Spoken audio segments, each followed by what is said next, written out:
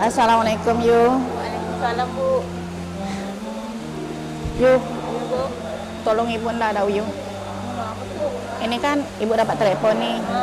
Dekat kampung kita nih ada yang meninggal. Ayo bantu ibu yuk mandikan jenazah. Aduh Bu, kamu kan tak mau Bu, nak mandi Bu. Saya takut Bu. Kenapa takut? Ayolah kita mandikan. Tenang cuma tuh. Belum bisa Bu. Aduh, ginilah yuk. Kena banyak nih yang tak pandai memandikan jenazah, termasuk Ayu lah nih kan. Bagaimana kalau Ayu ikut belajar memandikan jenazah? Karena memandikan jenazah ini merupakan fardu kifayah. Mau ikut belajar nih? Ayo mau aja ikutnya Bu. Ayolah, kita bersama Ustadz Isrin belajar cara memandikan jenazah.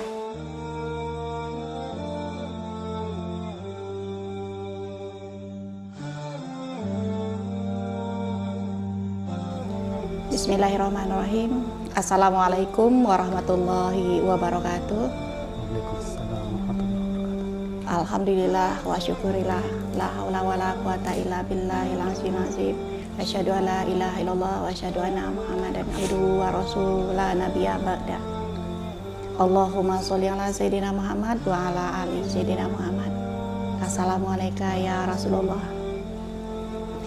Pemirsa Siak TV yang dimuliakan oleh Allah Subhanahu wa taala. Bertemu lagi kita dalam kajian muslimah yang pada hari ini kita akan membahas tentang bagaimana cara memandikan jenazah. Dan pada kesempatan hari ini kita kedatangan narasumber kita, Bapak Isrin Suhdi SHI. Beliau salah satu staf di Kementerian Agama Kabupaten Siak. Dan beliau ini merupakan narasumber tentang memandikan jenazah se-Kabupaten Siak, bahkan sampai ke tingkat provinsi. Selamat datang Pak. Selamat. Oke. Pak Isrin, Ya. ini kan banyak sekali dalam masyarakat kita, terutama kaum muslimah, Ya. para ibu-ibu atau remaja yang takut. Nah, ini takut inilah Pak. Kalau dicerita untuk memandikan jenazah, diceritakan untuk menyelenggarakan dari memandikan, mengafankan jenazah ini, rata-rata kaum kami perempuan ini sedikit takut. Nah, bagaimana nih Pak? Trik-trik lah. Nah, trik-trik dulu bagaimana kaum perempuan bisa mempunyai sedikit keberanian untuk menyelenggarakan fardu kifayah ini. Ya. Baik, bismillahirrahmanirrahim. Assalamualaikum warahmatullahi wabarakatuh. Puji syukur kita kepada Allah Subhanahu wa taala pada kesempatan sore hari yang berbahagia ini. Kita diberikan kesehatan dan kesempatan untuk dapat bersua. Mudah-mudahan dalam persuaan ini kita dapat diberkahi oleh Allah Subhanahu wa taala. Baik, memang ini kajian menarik sebenarnya untuk kita bahas, karena memang di beberapa pengajian, bahkan di banyak pengajian tidak banyak orang yang membahas terkait dengan tajahizul mayit ataupun cara menyelenggarakan jenazah. Terutama bagi perempuan, bagi ibu-ibu, bagi kalangan perempuan ini sangat sedikit sekali orang yang bisa ataupun yang sanggup untuk mengikuti penyelenggaraan jenazah ini. Menjadi imamnya atau pesertanya sangat sedikit sekali. Bahkan sekarang itu yang terkenal di masyarakat kita ini adalah sebenarnya bukan orang-orang yang berilmu yang melakukan penyelenggaraan jenazah ini, tapi orang berpengetahuan. Hanya berpengetahuan dari turun-temurun dari orang-orang tua sebelumnya, sehingga turun-temurun itu adalah pengetahuan tanpa tahu alasan dari semua yang dilakukannya. Sehingga ketika dia mengajarkan lagi ke orang lain untuk diturunkan lagi ke orang lain, dia hanya mengajarkan pengetahuan. Jadi dia tidak tahu apa alasan-alasan dari semua dari permasalahan yang ditemukan di penyelenggaraan jenazah ini.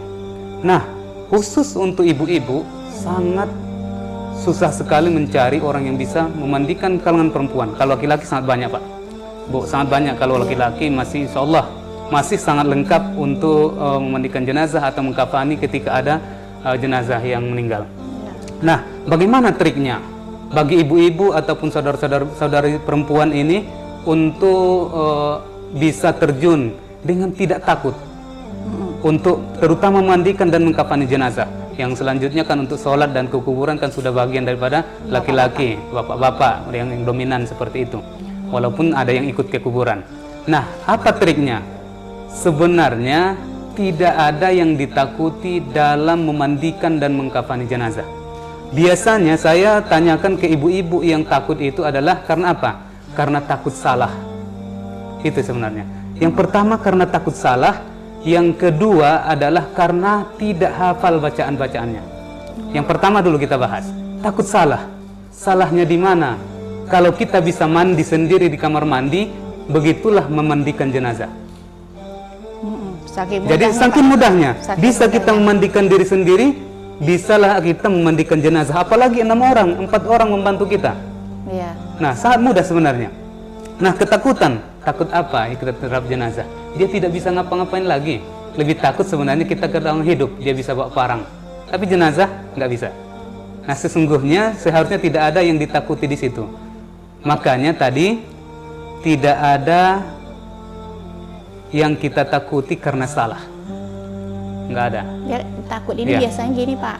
Gimana? Ya kan kalau ibu-ibu atau mama, mereka takut terbayang-bayang, takut termimpi-mimpi. Nah, inilah takut termimpi-mimpi, takut terbayang-bayang jenazah itu kali pertama saja. Pertama, yang kedua, yang ketiga kali udah biasa. Bahkan ada nanti kerinduan kepada kita untuk bisa kita ikut memandikan dan mengkafani jenazah itu. Kenapa ada kerinduan? Tahu enggak apa sesungguhnya yang diberikan oleh Allah ganjaran kepada orang yang bisa memandikan dan mengkafani jenazah? Itu adalah dikembalikan dia seperti anak yang baru lahir. Masya Allah. Kenapa itu ganjarannya? Tentu ini yang saya bilang tadi harus punya pengetahuan, harus punya ilmu bukan pengetahuan. Kenapa ganjarannya diberikan Allah sedemikian rupa? Coba kita bayangkan, hukum daripada menyelenggarakan jenazah itu adalah fardu kifayah.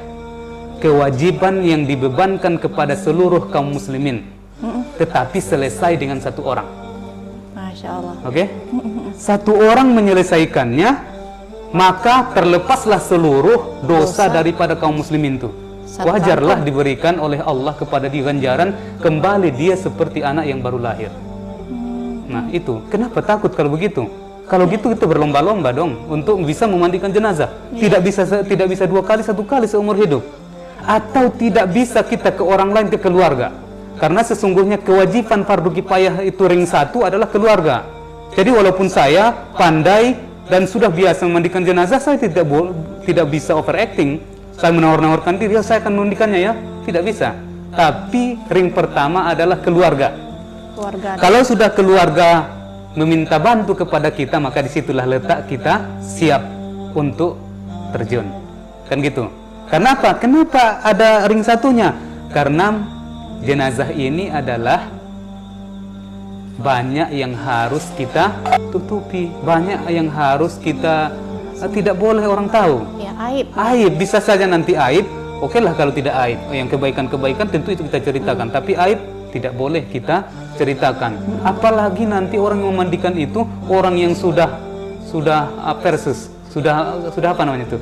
Sudah bertentangan dengan orang yang memandikan, dia akan mencari kejelekannya. Makanya kita ring 1-nya adalah keluarga. Nah, fardu kifayah, maka fardu kifayah ini adalah kewajiban yang dibebankan kepada seluruh kaum muslimin, tapi dengan 1 orang saja, maka selesailah kewajiban itu. Maka wajarlah ganjaran tadi ya, diberikan Allah kepada dia seperti anak yang baru lahir. Ini menarik betul nih Pak Ustadz. Ya. Jadi kan memandikan jenazah itu tidak susah, tidak payah. Susah. Kalau dia pandai mandi sendiri di kamar mandi, pandai lebih bisalah memandikan jenazah. Orang lagi. Intinya asal pandai mandi, artinya bisa memandikan jenazah. Kemudian tidak menakutkan. Kalaupun menakutkan hanya pertama, kedua karena belum biasa ya Pak Ustadz ya. Belum biasa. Kemudian tadi saya sempat kaget juga, Pak Ustadz bilang begini, menjadi ketagihan. kok mandi jenazah kok tagih gitu kan, ganjarannya kecanduan. tadi, Oh rupanya kecanduannya ini karena ganjarannya. Iya. Kita sudah banyak dosa, begitu kita memandikan jenazah, kita sama seperti mencucikan, membersihkan dosa-dosa kita dan lahir seperti bayi yang baru. Ini sangat menarik sekali. Ini pemirsa Siak TV yang dimudahkan oleh Allah Subhanahu wa taala, terutama emak-emak yang di rumah, kaum muslimah yang di rumah yang selama ini takut untuk memandikan jenazah. Nah, inilah andai kata kita merasa banyak sekali dosa yang sudah bertumpuk-tumpuk dan kita tidak punya amalan untuk menghapus dosa, maka belajarlah untuk memandikan jenazah. Karena begitu kita memandikan jenazah, maka kita akan kembali seperti bayi yang baru lahir, bersih. Masya Allah, luar biasa ya Pak ya. Kemudian ini Pak, yang membuat juga masyarakat kita ini takut juga belajar, karena kami emak-emak ini sudah tidak bisa menghafal doa-doa, apalagi menggunakan bahasa Arab, udah tak mempan Bu katanya. Bagaimana nih Pak Ustadz? Betul. Jadi salah satu tadi yang seperti kita sampaikan di awal adalah ketakutan para ibu-ibu ataupun remaja, kaum perempuan untuk memandikan jenazah atau mengkafani jenazah ini adalah karena takut tidak hafal ABC, tidak hafal cara menyupik kain kafan, tidak hafal cara memandikan bagian kanan, bagian kiri, bagian tengah. Nah, ini momok bagi ibu-ibu sehingga para ibu-ibu dan para perempuan takut karena dipikir ibu-ibu bahwasanya bacaan ini adalah kemestian ataupun kewajiban. Iya. Perlu saya sampaikan kepada ibu-ibu, silakan baca kitab apapun.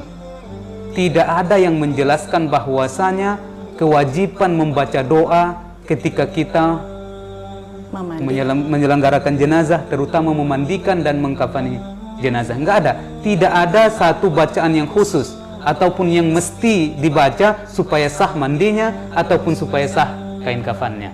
Tidak ada doa-doa itu.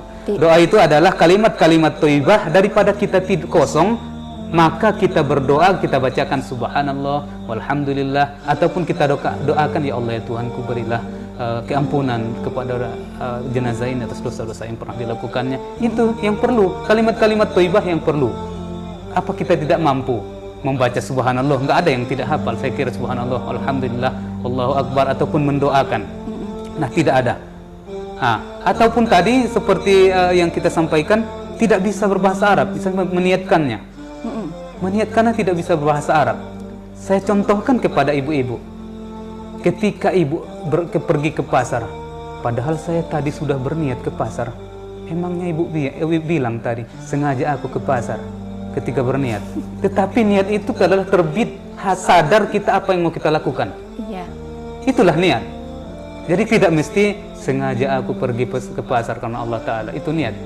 Ya boleh, itu adalah penopang niat. Tetapi sesungguhnya niat itu adalah kita sadar apa yang mau kita lakukan. Ketika kita mau memandikan jenazah, tentu sadar hati ini untuk memandikan jenazah. Kalau mau lengkap, kurang abdol, ya silahkan. Sengaja aku memandikan jenazah ini karena Allah Ta'ala. Apa susahnya?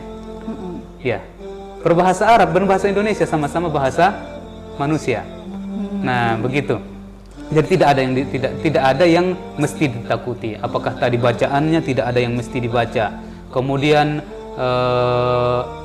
yang ditakutkan dari memandikan itu salah. Tidak ada yang mesti kita takutkan. Kenapa? Memandikan jenazah kita contohkan. Apa saja yang mesti memandikan jenazah?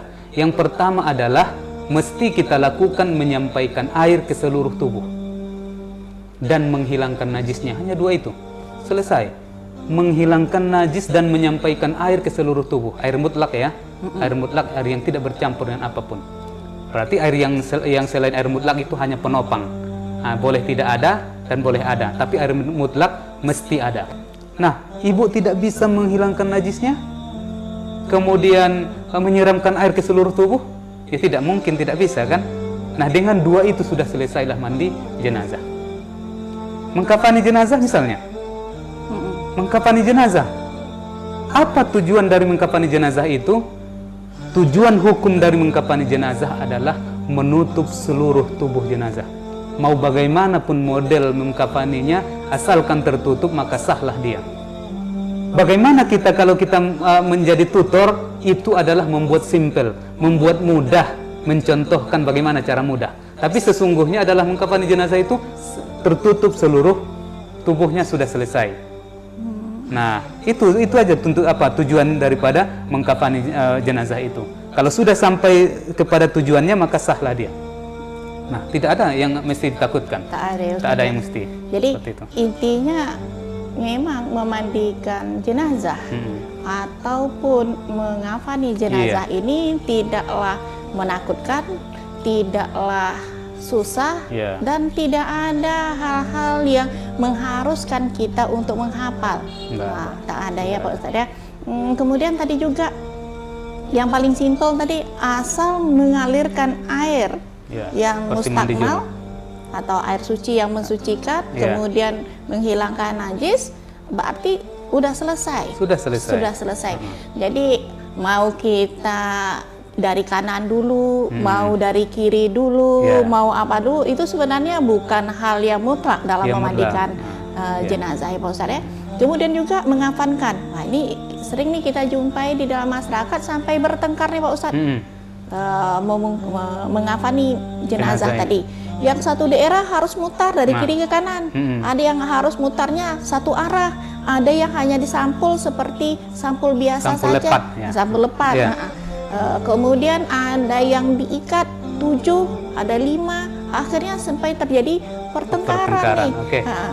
Jadi memang apa yang disampaikan hari ini sangat mudah dan sangat mudah untuk kita mengerti dan untuk menghilangkan rasa takut kita bagaimana memandikan jenazah. Dan yang paling penting juga seperti yang dikatakan Pak Ustadz tadi, bahwa memandikan jenazah yang paling utama, nah ini kalau bahasa yang digunakan oleh Pak Ustadz tadi, ring pertamanya, orang yang paling diutamakan dalam memandi jenazah adalah anggota keluarganya. Nah, jadi inilah kenapa kita harus bisa memandikan jenazah, untuk bisa memandikan orang-orang yang kita sayangi. Pemirsa Siak TV yang dimuliakan oleh Allah Subhanahu wa Ta'ala, dari penyampaian ini sangatlah bagus, namun kita break dulu, kita lanjutkan setelah yang jeda berikut ini.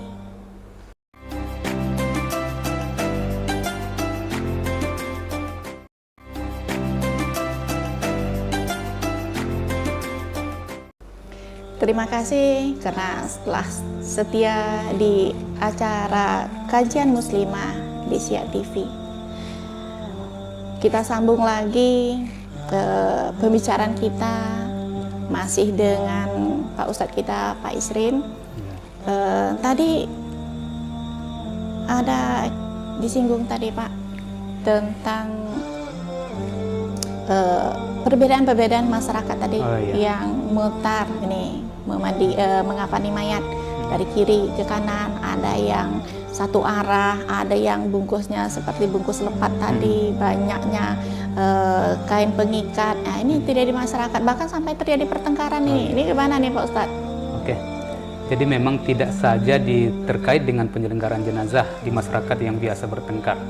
Tapi sesungguhnya kalaulah seseorang ataupun anggota masyarakat itu punya ilmu, dia mestinya toleran. Dengan antar agama saja toleran, apalagi di dalam agama ada perbedaan, mesti toleran. Jadi apa sesungguhnya yang jalan keluar daripada semua ini ketika ada permasalahan, tidak saja di jenazah?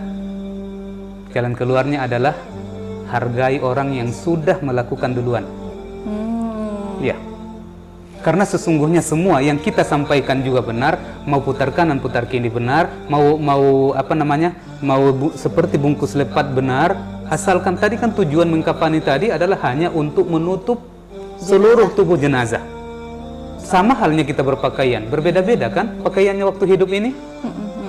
Tidak ada yang satu model pakaian, ada model-model pakaiannya.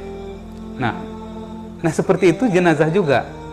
Akan tetapi ketika ada orang misalnya sudah melakukannya, kita datang kemudian sudah maklumi saja, seperti itu. Ataupun kalau masih kita dituakan di daerah itu misalnya, boleh dirembuk. Kita mau seperti apa? Ya boleh. Yang jelas semua perbedaan tadi tidak ada yang masalah. Nah ya, nah disitulah letaknya orang berilmu atau tidak. Maka salah satu cerminannya adalah ketika ada permasalahan, dia berada di mana? Apakah dia ikut di dalam masalah itu atau menyelesaikan masalah itu? Mestinya adalah menyelesaikan masalah. Jika tidak dianggap masalah, tidak perlu diperpanjang. Nah, seperti tadi kan begitu. Jadi intinya mau putar seperti apapun, kemudian mau apa, yang penting mayat tadi terbungkus dengan baik dan menghargailah kebiasaan suatu daerah. Satu daerah atau orang yang udah dituakan. Kalau kebiasaan satu daerah mutarnya kiri kanan, kita pakai kiri kanan. Kalau mutarnya satu arah, kita pakai satu arah, tanpa perlu kita merubah kebiasaan satu masyarakat. Betul. Ini mantap sekali nih Pak Ustadz. Kemudian nih Pak Ustadz, nah ini yang sering sekali nih yang juga menimbulkan masalah pada saat mau memandikan jenazah. Apa saja yang mau disiapkan? Ada satu daerah harus begini, harus sediakan air 9 macam, kemudian harus menyediakan kapur barus, kemudian harus menyediakan pacai. Waduh, macam-macam nih Pak Ustadz. Bagaimana ini Pak Ustadz? Apa aja yang paling simpel atau yang paling menurut agama lah, ya bagaimana nih Pak Ustadz? Benar, dari semua kehidupan kita ini sebenarnya kita tidak boleh mubazir ya. Tidak boleh sudah mubazir kemudian banyak orang yang direpotkan. Termasuk untuk menyelenggarakan jenazah ini, memandikan ini. Ada di satu tempat, ada air yang bercampur dengan asam, ada yang bercampur dengan bunga, air yang bercampur kapur barus, air yang bercampur dengan macam-macam, pandan gitu Pak ya. Nah, bagaimana kita untuk membuat simpel mandi jenazah ini? Kita gambarkan saja ketika kita mandi hidup. Ketika kita mandi di kamar mandi, berapa pengharum yang kita pakai? Kan cuma satu sabun atau sampo paling begitu ya. Nah, kalau begitu kita kaji tujuan daripada semua macam-macam air ini yang kita sediakan ini. Misalnya air yang bercampur dengan sabun itu adalah peluntur kotorannya, dakinya. Kemudian air bercampur dengan kapur barus itu nanti pengharumnya. Nah, atau mau diambil sunnahnya air yang bercampur dengan daun bidara. Saya kira yang 3 ini sudah selesai. Air mutlak, air yang bercampur dengan daun bidara, air yang bercampur dengan sabun, itu air bercampur dengan kapur barus. Sudah selesai. Nanti kapur barus kan terakhir kita siramkan untuk jadi pengharum dan sekaligus pengawet daripada jenazah itu. Jadi nggak perlu air yang kita siapkan tujuannya sama, pilih satu. Air sabun tujuannya adalah memudahkan menghilangkan daki, sudah pilih aja air sabun. Tak usah lagi air yang lain yang tujuannya sama. Air yang tujuannya mengharumkan, pilih saja air yang bercampur dengan kapur barus, selesai. Nah, untuk apa kita membuat air banyak tujuannya untuk satu, untuk mengharumkan. Nah, gitu. Simple begitu. Tak usah kita merepotkan banyak orang sehingga pergi dulu mencari bunga A, bunga B, bunga C gitu kan, sehingga terlambat penyelenggaraan jenazah. Padahal jenazah itu seharusnya dipercepat untuk sampai ke terminal terakhirnya ataupun tempat dia terakhir. Dia kepingin cepat untuk disampaikan ke ke tanah, ke tempat dia asal dia. Seperti itu. Menarik ya Pak ya. Jadi intinya tidak perlulah kita repot-repot melaksanakan banyak air, cukup air yang menjadi perwakilan tujuan dari mandi itu sendiri. Iya, betul. Kemudian ya Pak Ustadz, banyak juga ada masyarakat masalah lembar kain kafan ini. Ada yang dijahit dulu karena kainnya tidak cukup. Kemudian ada yang ditimpa. Kemudian hitungannya bagaimana? Dan kemudian lembarnya itu paling sedikit. Iya, betul. Paling sedikit berapa dan paling banyak berapa sesuai dengan syariat Islam. Oh ya. Jadi terkait dengan kain kafan, memang ada beberapa pendapat nanti. Ada yang menghitungnya per lembar, ada yang menghitungnya per lapis. Dilapis seperti ini, tapi yang sebenarnya adalah lembar yang kita hitung ya. Berapa lembar? Untuk laki-laki dan perempuan wajib 1 lembar tapi menutupi seluruh tubuh. Wajib 1 lembar untuk menutupi seluruh tubuh. Kemudian bagi laki-laki sunnah 3, lembar. Dan bagi perempuan sunnahnya 5 lembar. Kenapa berbeda antara laki-laki dan perempuan? Makanya dalam fikih itu semua ada alasan. Tidak ada satupun dalam Islam itu, apalagi dalam fikih, yang tidak ada alasan. Karena memang fikih itu lahir karena ada alasannya. Maka kenapa 3 untuk laki-laki dan 5 untuk perempuan? Kenapa berbeda? Kenapa tak sama aja 3 atau 5? Nah, bagi laki-laki cukup 3 karena memang aurat laki-laki itu lebih sedikit daripada aurat perempuan. Nah, kemudian aurat perempuan itu lebih banyak daripada aurat laki-laki. Makanya lebih banyak juga lembar kainnya. Kemudian dari segi postur tubuh, kandungan air di tubuh perempuan itu lebih banyak daripada kandungan air di laki-laki. Tapi jangan lihat yang gemuk ya. Laki-laki gemuk banyak juga, perempuan kurus. Sedikit ya, tidak. Tapi secara umum adalah kandungan air dalam tubuh perempuan itu lebih banyak daripada laki-laki. Makanya lembarnya juga berbeda. Nah, kemudian juga dikaitkan dengan aurat perempuan lebih banyak auratnya. Bagaimana dengan hitungan perempuan? Misalnya 5, 3 menjadi lapisan dasar, 1 baju kurung, yang ke satu lagi adalah jilbab. Nah, jilbab dihitung juga ya. Kenapa jilbab dihitung? Karena jilbab itu adalah merupakan penutup yang wajib untuk kepala perempuan. Bagaimana serban kalau di laki-laki serban ditambah? Serban boleh ditambah di laki-laki tapi tidak dihitung. Karena serban adalah aksesoris bagi laki-laki. Beda dengan perempuan. Kenapa kerudungnya atau jilbabnya dihitung menjadi lapisan? Nah, kalau misalnya di satu daerah ada yang pakai sarungnya, ada pakai baju, itu dihitung 1 baju dan sarungnya. Makanya yang paling simpel adalah kain kafan itu untuk bajunya adalah pakai baju kurung, baju gamis. Langsung pakai baju gamis, jilbab 1, kemudian dasar 3 menjadi 5. Bagi laki-laki bisa menjadi dasar semua 3-3-nya, karena nanti tambahan seperti serban tidak dihitung. Nah, untuk yang tambahan-tambahan misalnya ada cawat, itu hanya tambahan-tambahan, itu tidak dihitung. Seperti itu. Ini menarik sekali nih Pak Ustadz, karena yang wajib hanya satu lembar. Berarti ini mungkin digunakan pada saat darurat lah ya Pak Ustadz ya. Karena darurat wajib 1 lembar. Kemudian sunatnya bagi laki-laki 3, kemudian bagi perempuan 5. Dan jilbabnya terhitung. Karena memang jilbab kita merupakan kewajiban untuk menutup aurat dengan menggunakan jilbab atau selendang tadi.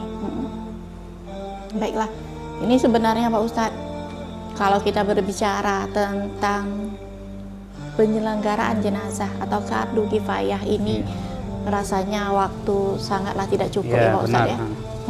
Apalagi kalau kita langsung praktek. Kalau dalam praktek lapangan biasanya sampai 2 hari. 2 hari kita mempraktekkan bagaimana memandikan yang baik dan benar dan sesuai dengan aturan syariat. Walaupun tadi kita berbicara bahwa memandikan jenazah ini sangatlah mudah, sangatlah simple, tetapi ada adab yang harus kita lakukan. Mudah-mudahan nanti Allah memberikan kesempatan kita untuk bisa lebih lagi memperdalami ilmu ini. Semoga supaya masyarakat, terutama kaum perempuan, untuk berani dan bisa, dan yang paling penting mau. Nah, kalau perlu sampai candu. Candu. Kenapa candu? Inilah tadi. Karena begitu selesai kita memandikan jenazah, terhapuslah semua dosa kita. Terhapuslah semua kesalahan kita. Kita seperti bayi yang baru lahir, baru mulai menghitung kembali dosa dan pahala kita. Masya Allah, luar biasa. Terima kasih Pak Ustadz atas menyediakan waktunya dan menyampaikan ilmu yang sangat bermanfaat bagi kita bersama. Pemirsa Siak TV yang dimuliakan oleh Allah Subhanahu wa Ta'ala, dengan panjang lebar kita membahas bagaimana cara menyelenggarakan jenazah ini, dari mulai memandikan, kemudian mengafankan, kemudian bagaimana cara kita memotivasi diri supaya kita lebih berani untuk melaksanakan fardu kifayah ini, terutama pada orang-orang yang paling kita sayangi, sehingga bisa menutupi aib-aib orang yang kita sayangi. Ya. Mudah-mudahan ilmu yang kita pelajari hari ini bermanfaat dan mendapatkan ridho oleh Allah Subhanahu wa taala. Saya cukupkan sampai di sini dulu. Mudah-mudahan bermanfaat. Saya akhiri dengan wabillahi taufik wal hidayah. Assalamualaikum warahmatullahi wabarakatuh. Waalaikumsalam warahmatullahi wabarakatuh.